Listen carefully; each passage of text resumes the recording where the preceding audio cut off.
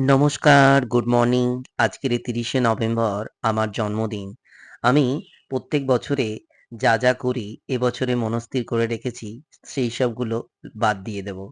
দিয়ে সকালবেলা ঘুম থেকে উঠে আমার আরাধ্য দেব, মহাদেব, মা কালীর ভৈরবনাথ, বাবা নকুলেশ্বর তাঁর কাছে পুজো দিতে যাব। তাই মনস্থির করে রেখেছি যেহেতু সকালবেলা ঘুম থেকে উঠে স্নান-টান করে আমার করণীয় কর্ম সেরে বাবা নকুলেশ্বরের কাছে যাচ্ছি বাবার কাছে পুজো দিতে।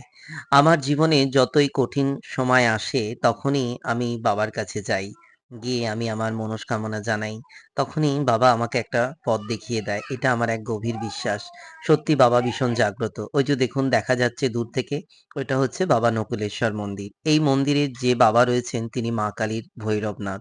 তিনি স্বয়ম্ভু। এই যে বাবা নকুলেশ্বর দেখুন সবাই পুজো করছে। এই যে বাবা নকুলেশ্বর, জয় বাবা নকুলেশ্বর। সবাই ভক্তি ভরে এই বাবার কাছে পুজো করতে আসে। যেহেতু আজকে রবিবার তাই জন্য ভিড়টা একটু কম আছে। আর এই যে পুরোহিত মশাই আমাকে সুন্দরভাবে পুজো করিয়ে আমাকে আশীর্বাদ দিচ্ছে। আমি খুব খুশি হয়েছি বাবাকে আজকে পুজো করে। এত ফাঁকা মানে মন্দিরটা ধরতে গেলে কয়েকজন লোক রয়েছে। আর কেউই নেই। তো খুব ভালো লাগলো। বাবাকে পুজো দিয়ে খুব শান্তি পেলাম। বাবার কাছে প্রার্থনা করলাম, "হে বাবা সবাইকে ভালো রেখো। প্রত্যেকটা মানুষকে সুস্থ রেখো।" আমার গুরুদেব বলেছেন, "অন্যের মঙ্গল কামনায় নিজের মঙ্গলের প্রসূতি।" অর্থাৎ আমি যদি অন্যের জন্য মঙ্গল কামনা না করতে পারি, তাহলে নিজের মঙ্গলও কোনোদিন হবে না।